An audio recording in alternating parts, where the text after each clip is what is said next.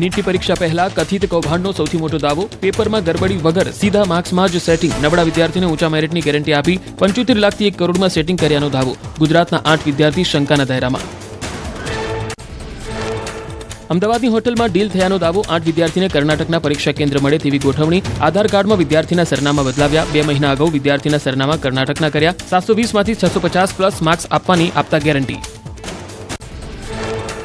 ગુજરાત સહિત અન્ય રાજ્યના 85 વિદ્યાર્થીની કર્ણાટકના રિસોર્ટમાં કરાઈ રહેવા જમવાની વ્યવસ્થા. બેલગામ, હુબલી, બેંગલુરુના સેન્ટરમાં વિદ્યાર્થીએ માત્ર 5 થી 7 જવાબ લખવાની હતી સૂચના. સેટિંગથી OMR ભરીને સારા માર્ક્સની ગોઠવણી. એક્સપર્ટ મુજબ દેશભરમાં ફેલાયેલા હોઈ શકે એજન્ટ.